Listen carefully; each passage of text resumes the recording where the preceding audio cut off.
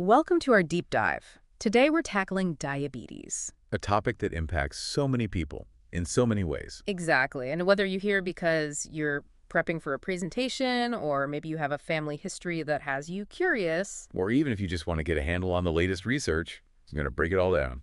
One thing that really surprised me when I was researching for this deep dive was the sheer variety of diabetes. Oh, absolutely. It's not just one condition, it's a whole spectrum. Right, like you've got type 1, type 2, even a type 1.5. And let's not forget gestational diabetes too. So many kinds. Why so many variations? So it all boils down to how your body is handling glucose. And glucose is The sugar, the fuel for your cells.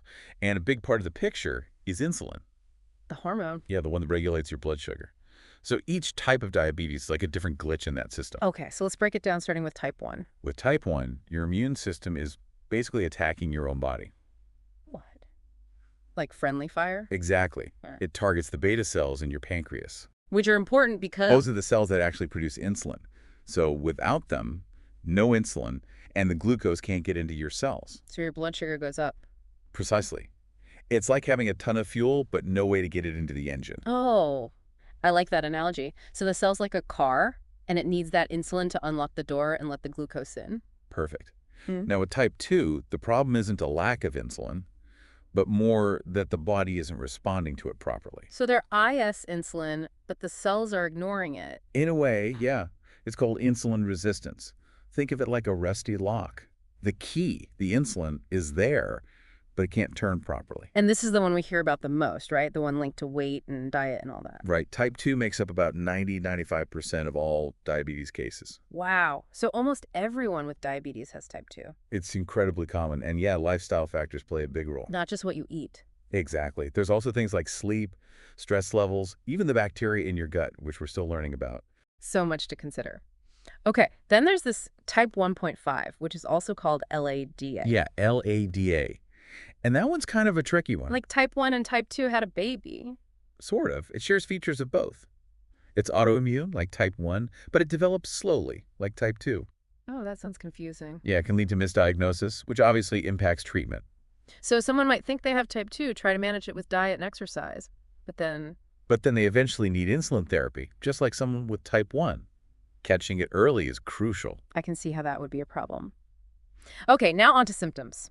The article we're using for this deep dive mentions things like increased thirst, peeing a lot, unexplained weight loss. Those are some of the classic signs. But there are also gender-specific symptoms, which I found fascinating. Why would diabetes manifest differently in men and women? Well, remember how we talked about hormones? They play a role in how diabetes shows up. Ah, right. So Yeah. men and women have different hormones, so... Exactly.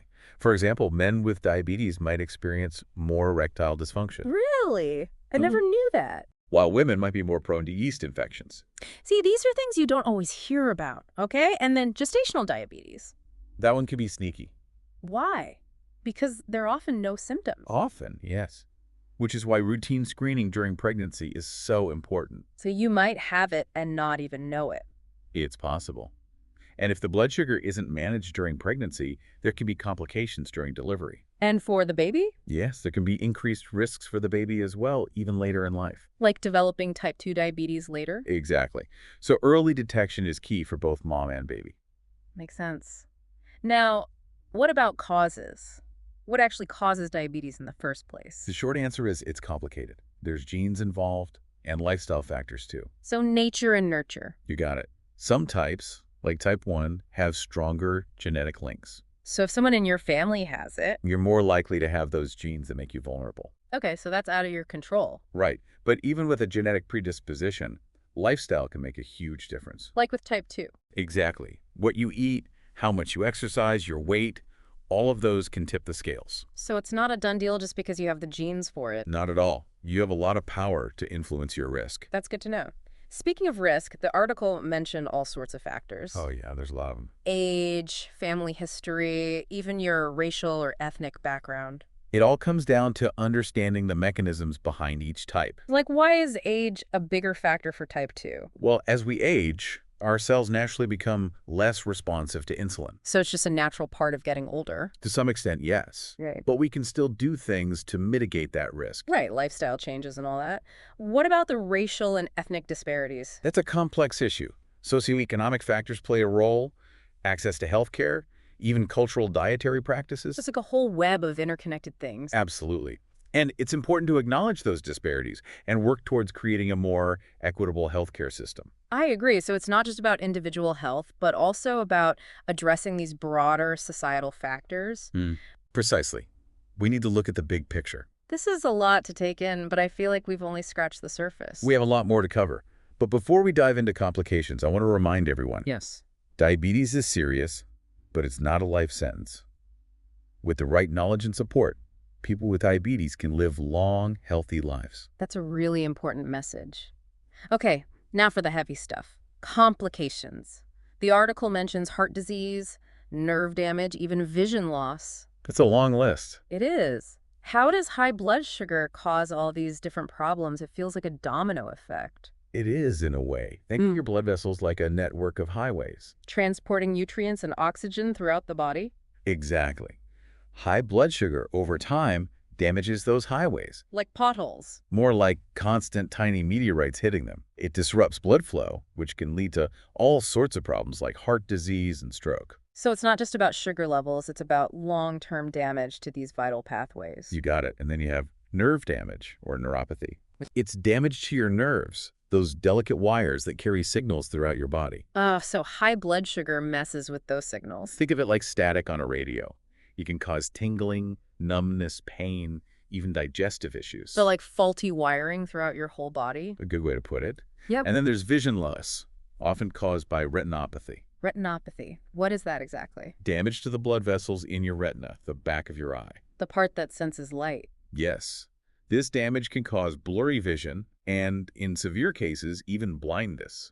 It really highlights how important it is to manage blood sugar. Absolutely. Preventing those complications starts with keeping your blood sugar under control. And for gestational diabetes, those complications can affect the baby too, right? Right.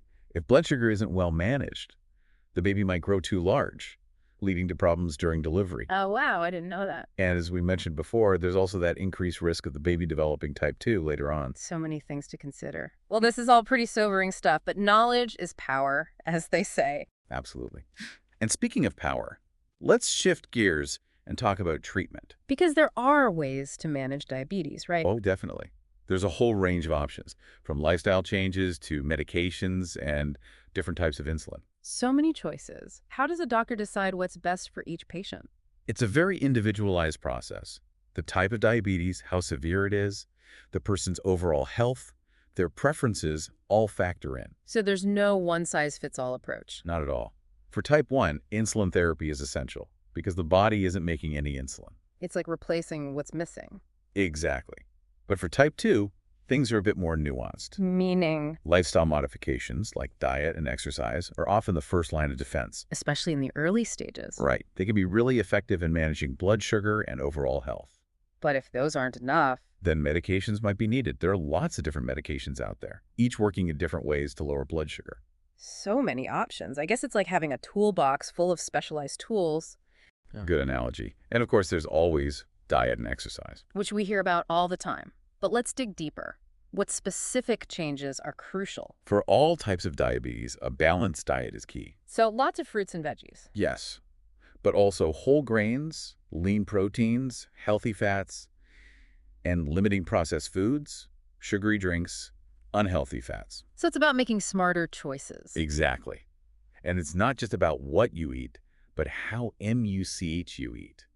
Portion control is important. Right, so you don't overload your system with sugar all at once. Exactly. Now, for type 1, carb counting is particularly important. Because? They need to match their insulin doses to the carbs they eat. It's a bit of a balancing act. Sounds complicated. It can be. But with practice, it becomes second nature. And then there's exercise, Which is good for everyone, right? especially for people with diabetes. Exercise helps your body use insulin more effectively. So it's like oiling those rusty locks we were talking about earlier. Exactly. And it helps with weight management, which is especially important for type 2. So many benefits. Okay, now for prevention. We know not every type is preventable. Right. Some are more genetically driven. All right, for type 2, there are things you can do to reduce your risk. Absolutely. And a lot of it comes back to what we've already talked about.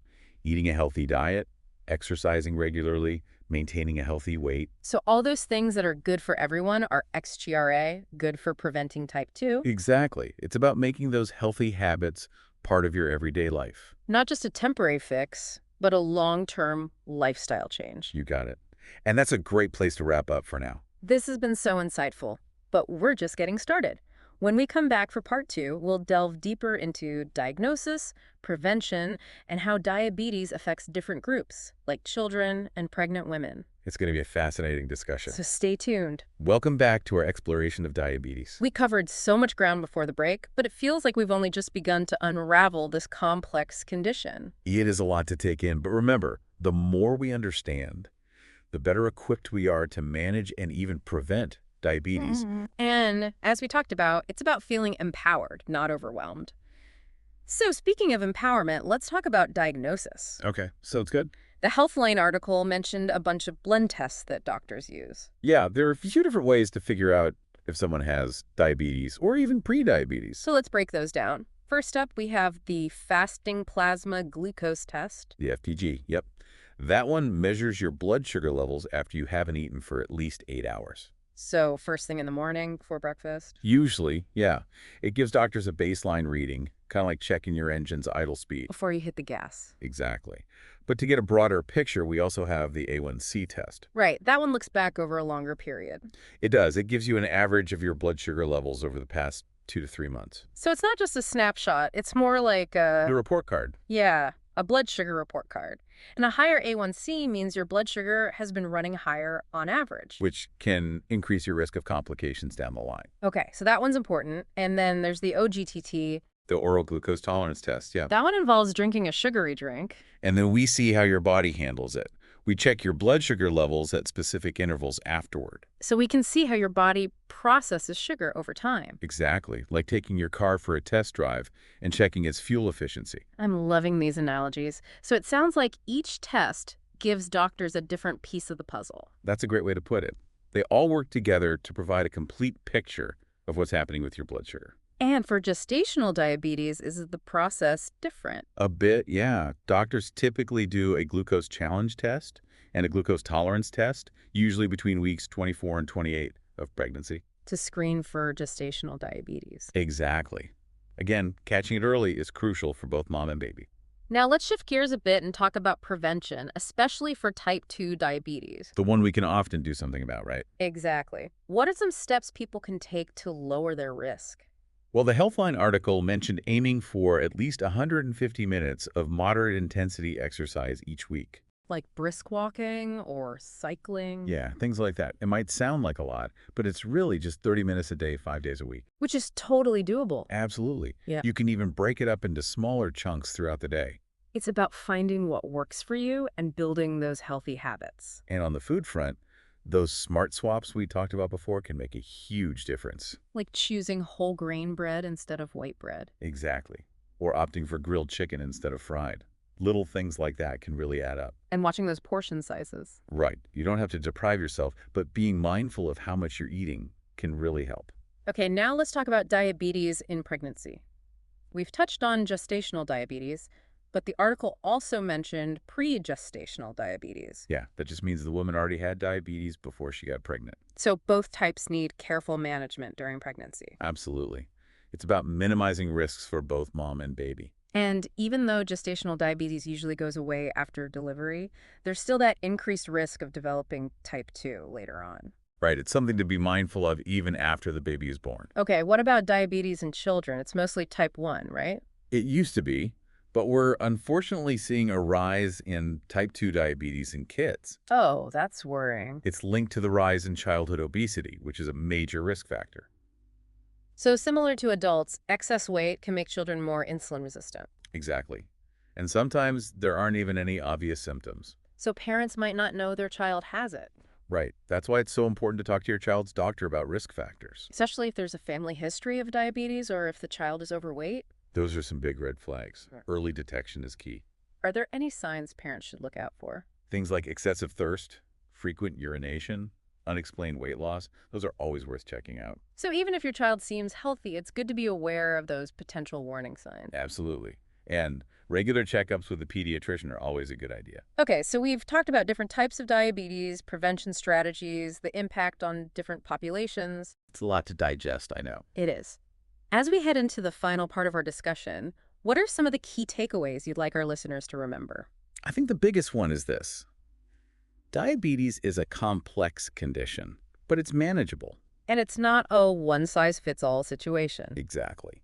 Understanding your individual risk factors, getting regular checkups, making healthy choices, those are all essential. It's about taking control of your health, not letting diabetes control you. Absolutely. And the more you learn about diabetes, the more empowered you'll feel to make informed decisions about your health. So this deep dive is really just the starting point for our listeners. Definitely. There's so much more to learn and explore, and new research is coming out all the time. So stay curious and keep learning. And never be afraid to ask your healthcare team any questions you have. They are your partners in this journey. Exactly.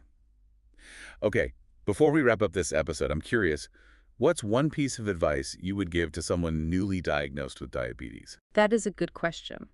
To really put ourselves in the shoes of someone hearing those words, you have diabetes.